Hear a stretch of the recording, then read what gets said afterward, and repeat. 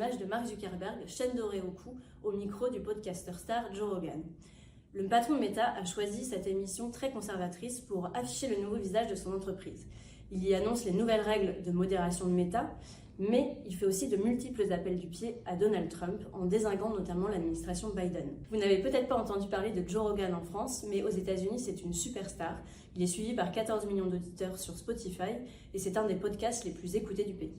Les patrons des Big Tech n'ont jamais été fans des médias mainstream, mais ces derniers mois, ils ont trouvé un refuge dans ces podcasts conversationnels, animés souvent par des présentateurs aux idées conservatrices.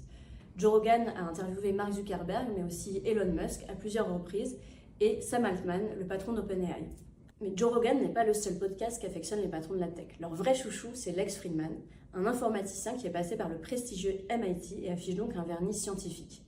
Il est aussi connu pour ses questions pseudo-philosophiques de type « Quel est le sens de la vie ?» ou « Est-ce qu'on vit dans une simulation ?»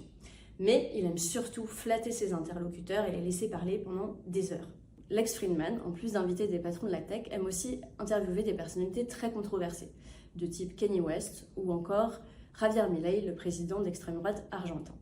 Il a aussi mentionné une fois que ça ne l'aurait pas du tout dérangé d'interviewer Hitler.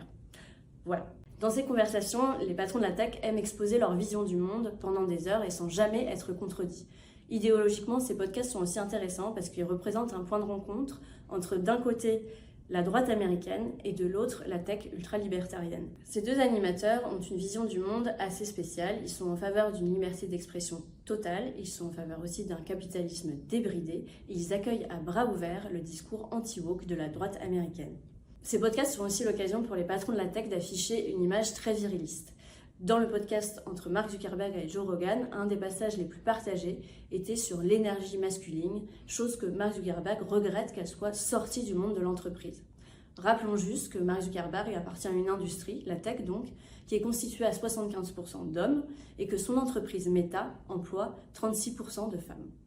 On peut lire ces chiffres dans le rapport Diversité, Équité et Inclusion de Meta, un service que Mark Zuckerberg a justement décidé de supprimer récemment. Des faits que vous n'entendrez pas chez Joe Rogan, alors mieux vaut écouter les journalistes.